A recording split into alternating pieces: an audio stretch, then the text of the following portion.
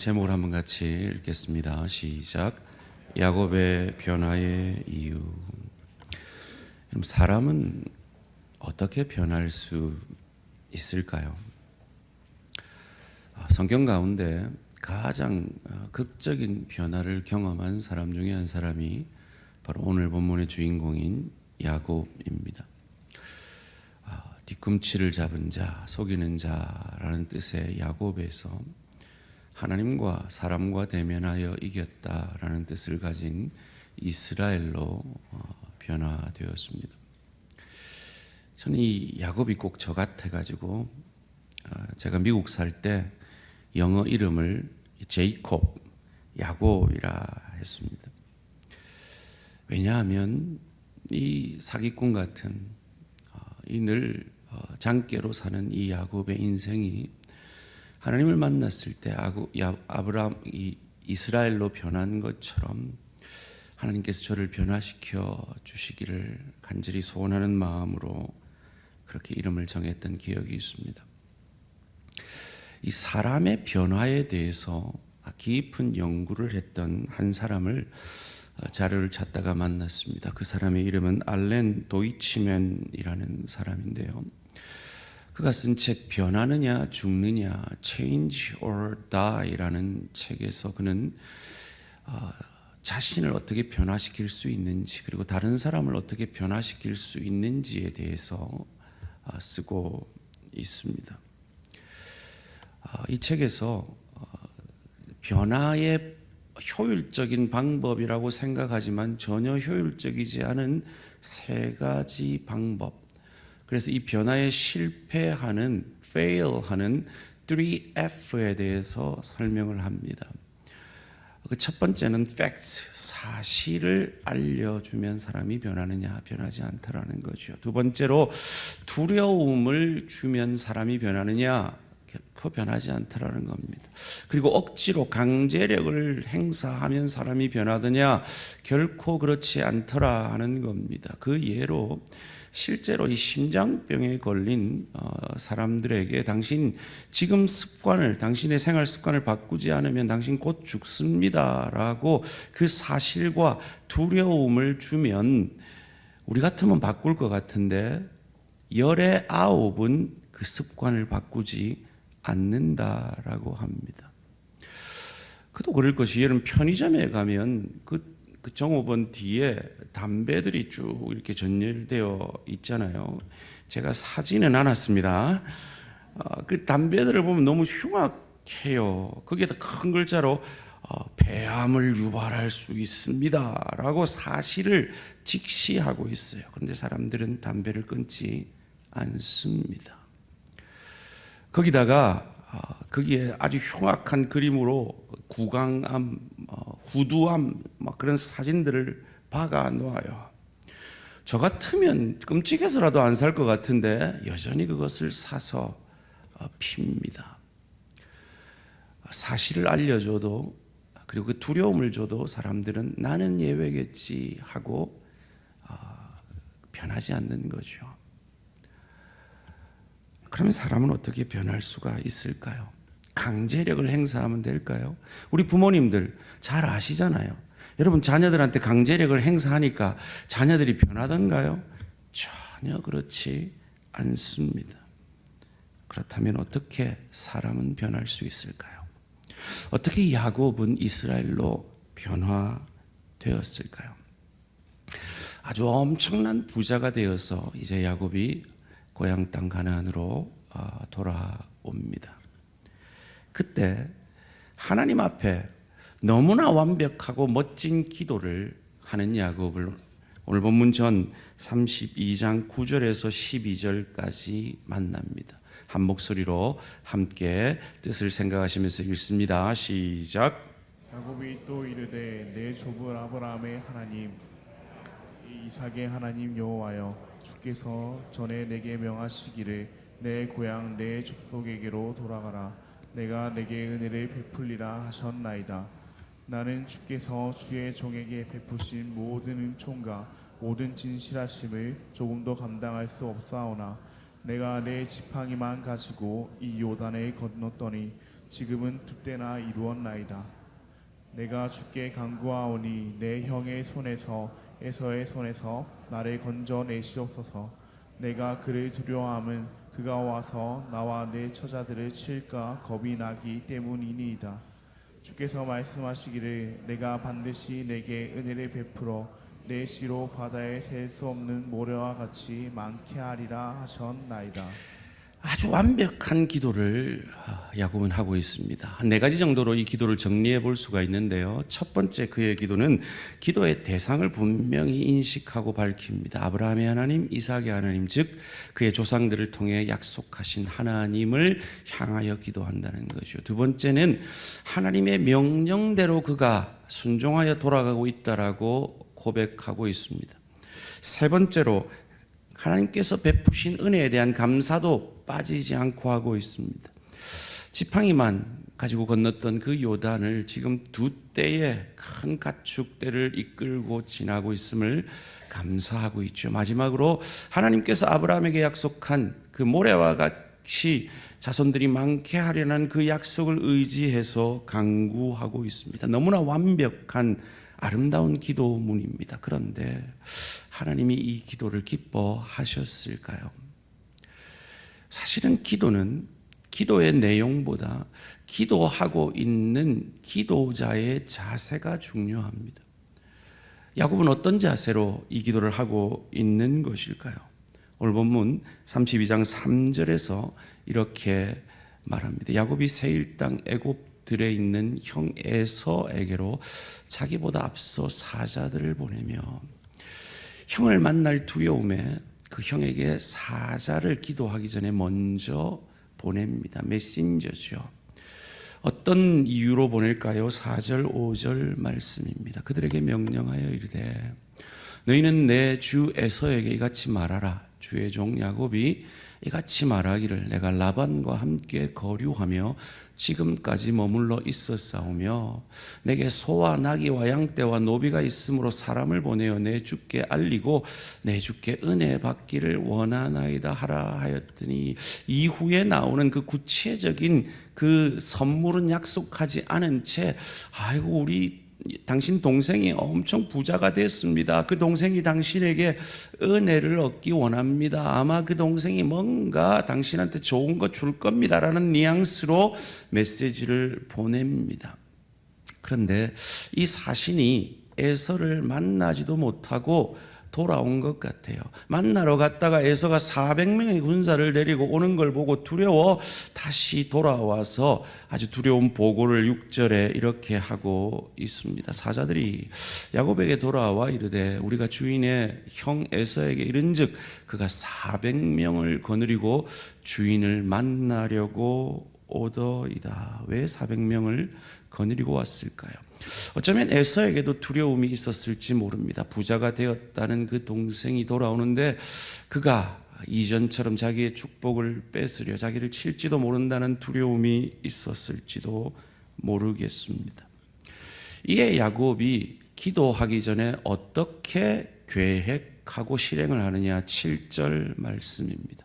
야곱이 심히 두렵고 답답하여 자기와 함께한 동행자와 양과 소와 낙타를 2대로 나누고 왜요? 8절 말씀입니다. 이르되 에서가 와서 한 떼를 치면 남은 한 떼는 피하리라. 한 떼를 희생해서라도 한 떼를 살리려고 그 살리는 편에 자기가 있으려고 혼자 상상의 나래를 펴고 있는 것이죠. 정리해 보면요, 에서에게 사자를 보냅니다. 그런데 그 사자가 가보니 400명의 군사를 이끌고 오는 에서가 두려워서 다시 돌아와 그것을 보고하죠. 그리고는 2대로 나누어서 에서의 공격을 대비를 합니다. 그리고는 아까 우리가 읽은 기도를 하고 있는 것입니다. 이미 자기는 계획 다 세워놓고 하나님 앞에 내 계획대로 해주십시오라고 기도하는 거죠. 그건 하나님이 기뻐하시는 기도가 아닙니다. 하나님이 기뻐하시는 기도는 그 기도 가운데 하나님의 뜻을 묻고 찾아서 그 뜻대로 가기를 결단하는 기도를 하나님이 기뻐하시는 거죠. 그런데 우리의 기도와 그리 다르지 않은 것 같습니다.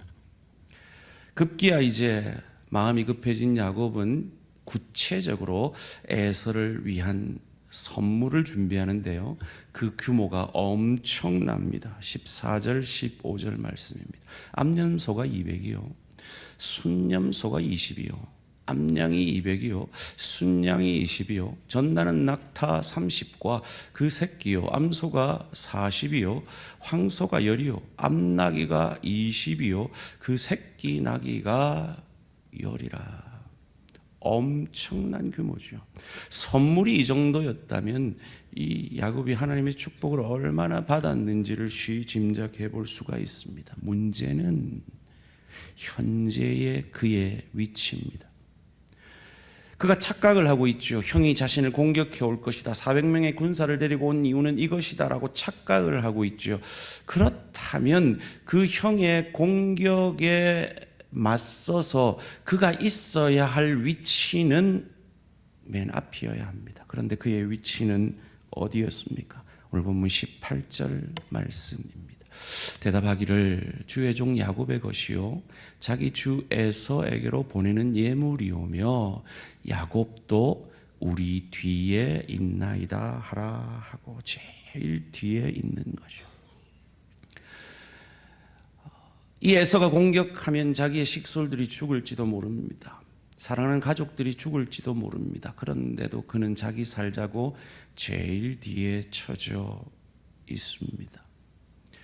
그 뒤에 어떤 일이 있습니까? 21절에서 24절 말씀입니다. 그 예물은 그의 앞서 보내고 그는 무리 가운데서 밤을 지새다가 밤에 일어나 두 아내와 두 여종과 11 아들을 인도하여 압복 나루를 건널세 그들을 인도하여 시내를 건너가게 하며 그의 소유도 건너가게 하고 야곱은 홀로 남았더니 어떤 사람이 날이 새도록 야곱과 씨름하다가 이 한글 번역에는 인도했다라고 되어 있는데요. 이 원문에 보면은 보냈다라고 되어 있습니다.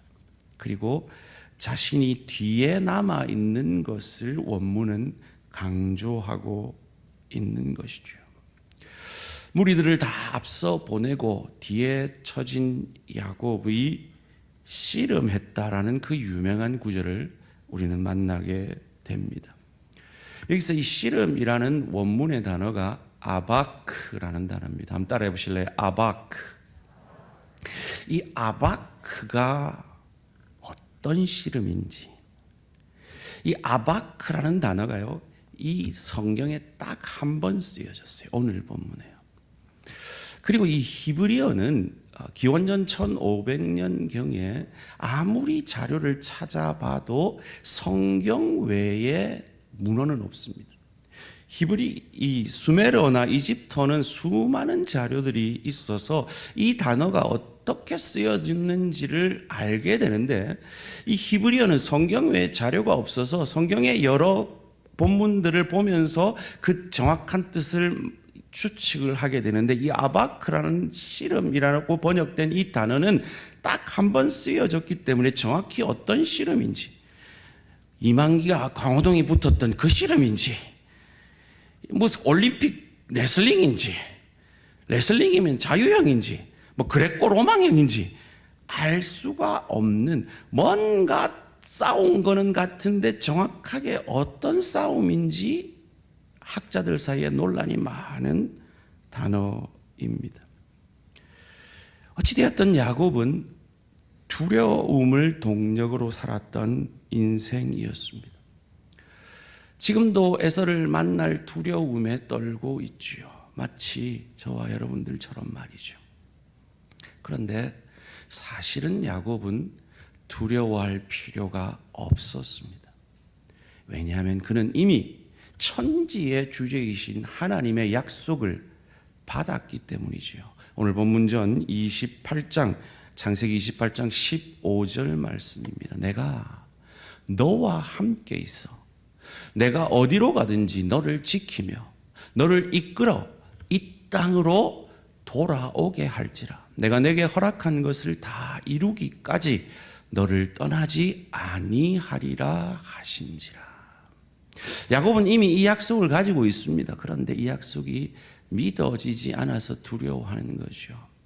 우리는 어떠합니까? 우리도 이 약속을 가지고 있습니다. 마태복음 28장 18절에서 20절 말씀이죠. 예수께서 나와 말씀하여 이르시되 하늘과 땅의 모든 권세를 내게 주셨으니 그러므로 너희는 가서 모든 민족을 제자로 삼아 아버지와 아들과 성령의 이름으로 세례를 베풀고 내가 너희에게 분부한 모든 것을 가르쳐 지키게 하라. 볼지어다 세상 끝날까지 교회인 너희를 세상 끝날까지 너희와 내가 항상 함께 있으리라.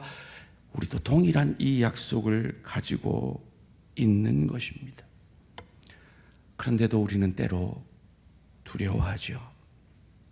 이 약속을 기억하지 못하고 야곱처럼 믿지 못하기 때문입니다. 그런데 이런 야곱이, 이 두려움에 사로잡혀 있던 야곱이, 그래서 식솔들을 다 먼저 보내고 자기 안전을 위해 제일 마지막에 처져 있던 이 야곱이 33장에 보면 급변합니다. 도대체 무엇이 야곱을 그토록 변하게 했을까요? 그것을 성경은 아주 재미난 방법으로 설명을 해주고 있습니다. 그것이 바로 오늘 본문 20절, 21절 말씀인데요. 이 한글 성경을 보면 그게 느껴지지 않아요. 그런데 원문을 보면 그게 확연히 느껴집니다. 또 너희는 말하기를 주의 종 야곱이 우리 뒤에 있다 하라 하니 이는 야곱이 말하기를 내가 내 앞에, 이 중요한 표현입니다. 보내는 예물로 형의 감정을 푼 후에 대면하면, 중요한 표현입니다. 형이 혹시 나를 받아주리라 함이 어떠라. 그 예물은 그에 앞서 보내고, 아주 중요한 표현입니다. 그는 무리 가운데서 밤을 지새다가, 왜 이것이 중요한 표현인가 하면 이것을 원문으로는 느껴지지 않는데 히브리어로 보면 그 의도를 가지고 표현하고 있습니다. 내가 내 앞에라는 이 말은요, 히브리어로 그대로 직역을 하면 내 얼굴 앞에라고 번역할 수 있습니다. 예물로 형의 감정을 푼 후에라는 표현은요, 히브리어로는 내가 그의 얼굴을 가리울 것이다 라고 표현하고 있고요. 대면하면이라는 이 표현은 히브리어로는 얼굴하면이라고 표현하고 있고요. 그 예물은 그의 앞서 보내고라는 이 표현을 히브리어 원문에는 그의 얼굴에 앞서 보내고라고, 이 모든 본문에서 얼굴에 대해서 계속 강조를 하고 있습니다. 왜일까요? 이 천사와, 이 구약에서는 천사와 하나님을 구분하지 않거든요. 그러니까 하나님과 이 씨름한 후에 어떤 결과가 있느냐, 오늘 본문 30절 말씀 함께 읽습니다. 시작. 그러므로 야곱이 그곳 이름을 브네리라 하였으니 그가 이르기를 내가 하나님과 대면하여 보았으나 내 생명이 보존되었다 함이더라. 하나님과 대면하여 보면 사람은 죽습니다. 의로우신 하나님 앞에 대면하면 죽어야 돼요. 그런데 그는 죽지 않았습니다. 하나님의 얼굴이라는 것이 브니엘이라는 단어의 뜻입니다. 하나님의 얼굴, 하나님을 대면했습니다. 그런데 그가 죽지 않았습니다. 바로 이것을 강조하려고 앞선 구절들에서 계속 얼굴이라는 단어를 써가면서 마지막 이 브니엘이라는 단어에 우리를 집중하게 하는 것이죠. 어떤 일이 있었죠? 24절 말씀입니다. 야곱은 홀로 남았더니 어떤 사람이 날이 새도록 야곱과 아바크 씨름하다가, 그리고 우리는 잘 알죠. 그 결과를요. 25절 말씀입니다. 자기가 야곱을 이기지 못함을 보고 그가 야곱의 허벅지 관절을 치매 야곱의 허벅지 관절이 그 사람과 씨름할 때에 어긋났더라. 여러분, 그래서 이 결과로 우리는 잘 알죠. 야곱은 평생 저는 장애인이 됩니다. 자, 그렇다면 질문을 드리겠습니다. 오늘 설교의 가장 중요한 질문입니다. 대답을 하셔야 되니까 생각을 잘 하세요. 자, 이 씨름 아바크에서 이긴 사람이 야곱입니까? 하나님입니까? 하나님이죠. 무슨 이긴 사람이 절어요. 장애인이 됐잖아요. 그런데 하나님이 야곱을 이긴 자로 여겨주신 겁니다. 이 야곱은 하나님을 만나면 죽어야 합니다. 사기꾼이잖아요. 이기적인 죄인이잖아요. 그런데 오히려 죽지 않고 하나님의 얼굴을 보고 졌지만 이긴 자로 여겨주신 겁니다. 이것이 하나님의 아들 예수 그리스도를 믿음으로 우리가 받은 은혜인 것을 믿으시기를 주님의 이름으로 축원합니다. 하나님과 대면했습니다. 그런데 그 하나님이 나를 위해 죽어주시고 그리고 그 죽음을 이기고 부활하셨는데 그 예수를 주로 고백하는 저와 여러분에게 그 부활이 그 이김이 나의 것으로 삼아 주신 겁니다. 이 하나님의 은혜를 경험한 야곱은 변화되어집니다. 32장 28절 말씀입니다. 그가 이르되 내 이름을 다시는 야곱이라 부를 것이 아니요 이스라엘이라 부를 것이니 이는 내가 하나님과 및 사람들과 겨루어 이겼음이니라. 하나님이 이기셨는데 그 이김을 우리의 것으로 여겨주시는 은혜의 하나님, 그 하나님의 얼굴을 만난 이후 야곱은 변화됩니다. 이스라엘로 변화됩니다. 제일 무리의 뒤에 서서 한 때가 공격받으면 나머지 한 때라도 건지고 나는 살아야겠다라는 그 이기적인 야곱이 변화됩니다.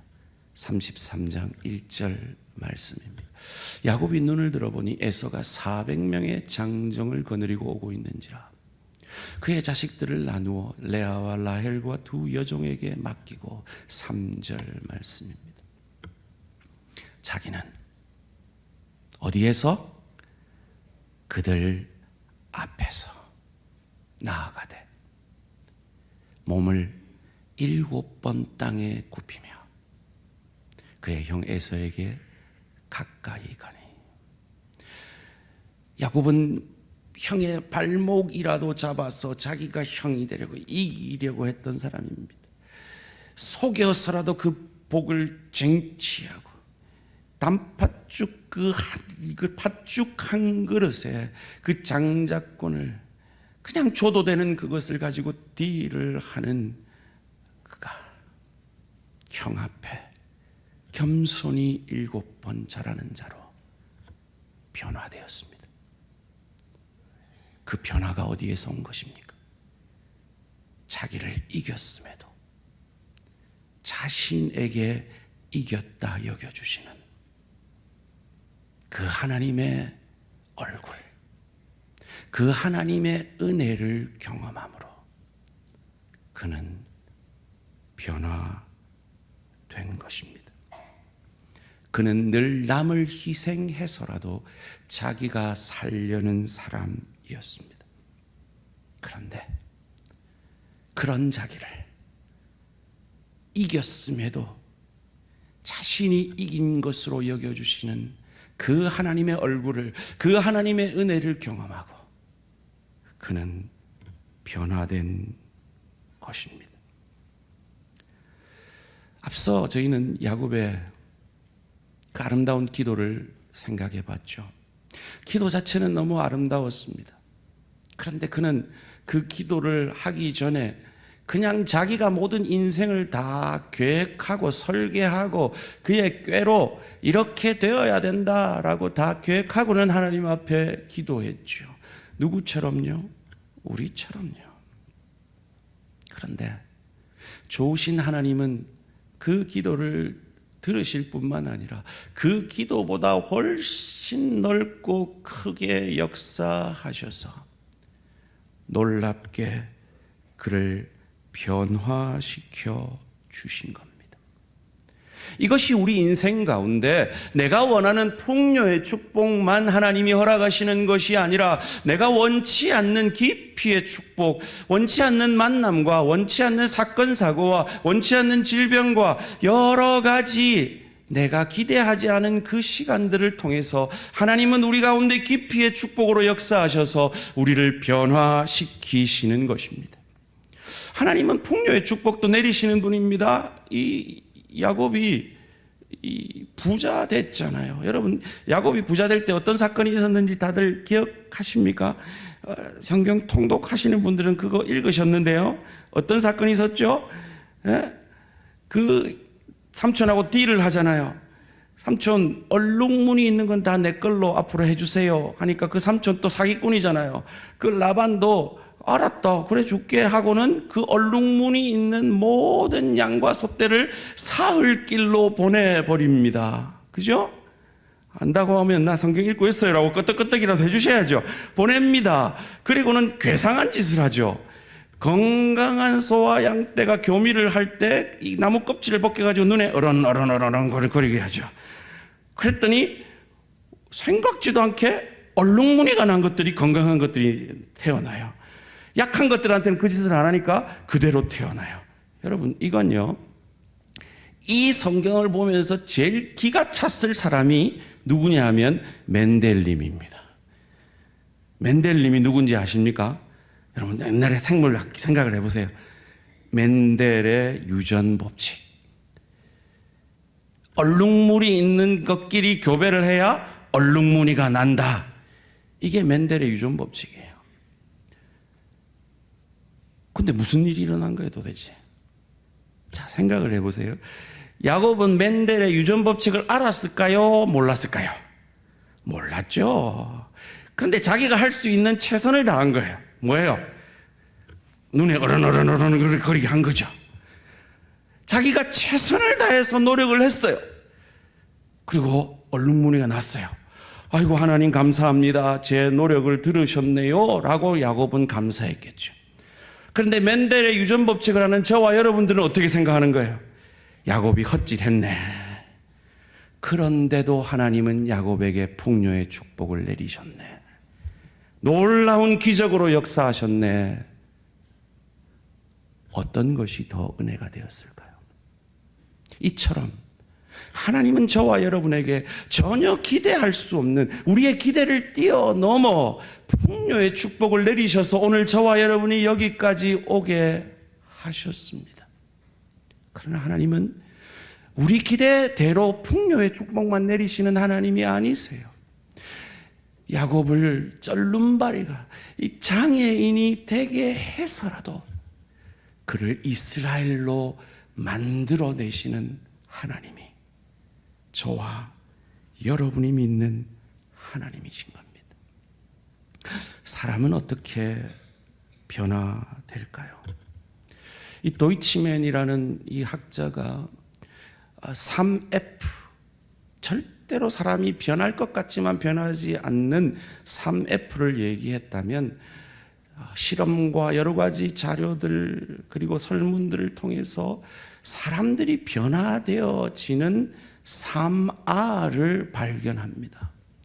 그것이 뭐냐? Relate, Repeat, Reframe이라는 겁니다. 사람들은 관계 속에서 변화되더라는 것이죠. 그리고 그 관계 안에서 그 관계가 반복되어짐으로 변화되어져서 그의 관점이, 프레임이 새롭게 바뀜으로 사람은 변화되더라 하는 겁니다. 저는 이 연구 결과를 야곱에게 적용해 봤습니다. 야곱은 하나님의 얼굴을 만났습니다. 하나님의 은혜를 경험했습니다. 그래서 하나님의 사람이 되었죠. 그런데 그의 인생이 순탄했습니까? 아니요. 그의 딸 디나가 강간을 당하는 일이 있습니다. 그의 아들들이 그 민족들을 몰살함으로 죽음의 위기 가운데 도망가야 하는 사건 사고를 경험합니다. 또요, 그가 가장 사랑하는 아내에게서 얻은 요셉을 잃습니다. 그 기근 속에서 베냐민도 이를 위기에 처합니다. 요셉이 베냐민 안 데리고 오면 곡식 안 준다고 했으니까요. 그때 그는 내려놓으면서 그래, 베냐민 데려가라, 죽으면 죽으리라 말하죠. 그런 인생에 하나님과 관계 속에서 그 하나님이 이끌고 하나님과의 그 관계가 반복되어지는 걸 통해서 그의 생각이, 프레임이 바뀌어 버립니다. 내 능력, 내 힘, 내 꾀, 내 계획, 내 방법으로 사는 인생이 아니구나. 내가 아무리 노력하고 힘써도 결국 하나님이 역사하시는구나. 나는 이런 줄 알았는데, 그것 때문에 나는 우울감에 사로잡혀 사는 게 아니었는데, 하나님은 그 아들을 준비시키셔서 총리로 삼게 하시고 꿈을 주셔서 이 땅의 백성들을 살리려는 풍년을 주셔서 그 곡식들을 예비하게 하시고 그 흉년 속에서 이 백성들, 이 땅의 백성들을 살릴 뿐만 아니라 다윗의 자손, 아브라함의 자손, 메시아가 와야 될 이 시대를 살려내심으로 하나님은 그 크고 넓고 깊게 구원의 일을 하시는구나 하는 것을 야곱이 깨달아 가는 거죠. 하나님과의 관계 가운데 그 관계가 반복되어짐을 통해서 말이죠. 그리고 그의 인생의 말년에 그가 어떻게 프레임이, 어떻게 관점이 변화되었는지를 창세기가 우리에게 가르쳐 줍니다. 창세기 47장 9절 10절 말씀 함께 읽습니다. 시작. 야곱이 바로에게 아뢰되 내 나그네 길의 세월이 130년이니이다. 내 나이가 얼마 못되니 우리 조상의 나그네의 길의 연조에 미치지 못하나 험악한 세월을 분배었나이다 하고 야곱이 바로에게 축복하고 그 앞에서 나오니라. 여러분, 지금 바로가 누굽니까? 요셉이 벌어들인 모든 땅의 주인, 요셉이 가진 모든 곡식의 주인이 바로입니다. 그런데 지금 누가 누구를 축복하고 있습니까? 야곱이 바로를 축복하고 있습니다. 그가 어떤 세월을 보냈다고요? 험악한 세월을 보냈다고요. 무슨 말입니까? 하나님이 그에게 풍요의 축복뿐만 아니라 깊이의 축복의 시간들을 보내게 함으로 그 반복되어지는 하나님과의 관계 속에서 그의 생각을, 그의 관점을, 그의 프레임을 바꾼 거죠. 내가 어떻게 해서든지 형에게서 축복권을 빼앗을 거야. 내가 속여서라도 양털을 묻혀서라도 형의 옷을 입고서라도 나는 그 축복을 쟁취해낼 거야. 내가 삼촌을 이기기 위해서 이 양떼들에게 사기를 쳐서 어른거려서라도 나는 재산을 확보할 거야. 그리고 처음 그 재산을 가져가도 에사한테 줄까 말까 아까워하다가 아니야, 내 살려면 줘야지 하고 줬다가 자기 제일 뒤에 있다가 자기는 살아야지 이기적으로 살다가 하나님을 대면하고 하나님의 얼굴을 대면했는데 그 하나님은 어떤 하나님입니까? 이겼는데 내가 이겼다고 해주시는 은혜의 하나님. 아들을 아끼지 아니하고 우리를 위해 내어주시고 그 아들의 부활을, 그 예수를 믿는 내게 이겼다라고 여겨주시며 그 부활이 내 부활이 되게 하신 그 하나님이 저와 여러분의 하나님인 것을 믿으시기를, 그리하여 야곱이 이스라엘 됐듯이 그 주님의 은혜 때문에 조금씩 변화되어져 가는 저와 우리 모든 성도님들 되시기를 주님의 이름으로 축원합니다. 그 은혜를 반복하는 것이 바로 이 예배의 자리입니다. 그러니까 이 예배의 자리는 생명보다 귀한 겁니다. 여러분이 비록 이 예배 가운데 은혜는 분명히 받았는데 계단 내려가다가 골로 새버리는 그 시간들을 반복하지만 그 시간들의 반복을 통해서 어느 순간 하나님이 내 생각을 바꿔주시는 거예요. 아, 내 저금 통장이 나를 살리는 게 아니구나. 내 잘난 자식이 내 미래가 아니구나. 하나님이시구나. 그것을 깨달을 때 가치관이 바뀌는 거죠. 그래서 정말 예수를 만난 사람은 이 주님의 부활 때문에 내가 살았습니다라고 이 날을 목숨을 걸고 예배자로 지켜내는 거죠. 10의 1이 얼마나 아깝습니까? 그런데 이 주님을 인격적으로 만난 사람들은 아닙니다. 이 물질이 나를 살리는 것이 아니라 당신이 나를 살립니다라고 그 물질을 하나님 앞에 바칠 수 있는 거죠. 예수님이라면 어떻게 하실까? 이 질문 앞에 분명히 손해보는 것 같고 내 자존심이 상하는 것 같지만 하나님의 얼굴을 만난 사람은, 그 은혜를 경험한 사람은 내 주인님이라면 어떻게 하실까? 그 인생의 결정들을 내리게 되므로 변화되어지는 거죠. 사랑하는 성도님들, 여러분 이 주님을 만나셨습니까?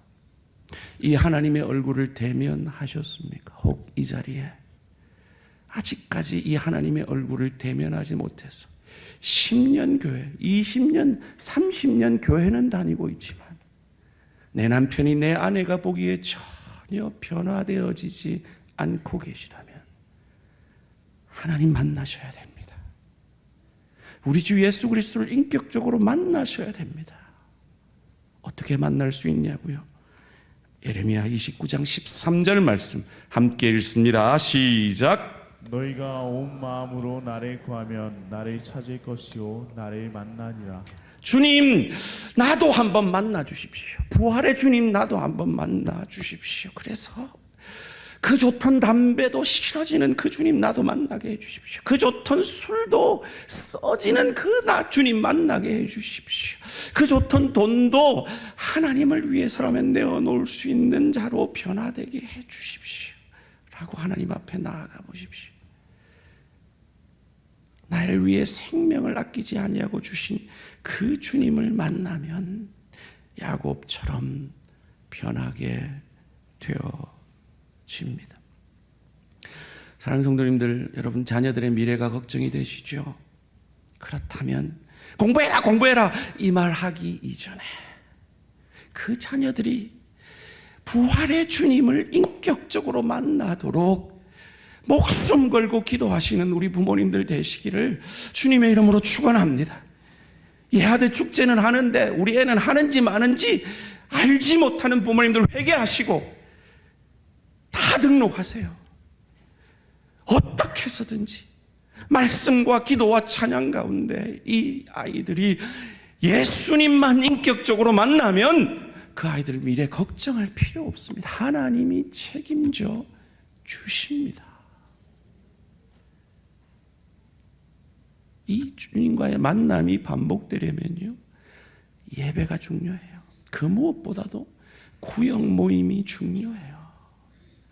구역 모임 가운데 지체들과 서로가 만난 그 주님을 나누면서 변화되고 깊어지고 내 생각이 리프레임 되는 거예요. 그 프레임이 바뀌는 거예요. 제자 훈련을 통해서 우리는 그 작업을 하고 있습니다. 말씀을 맺겠습니다.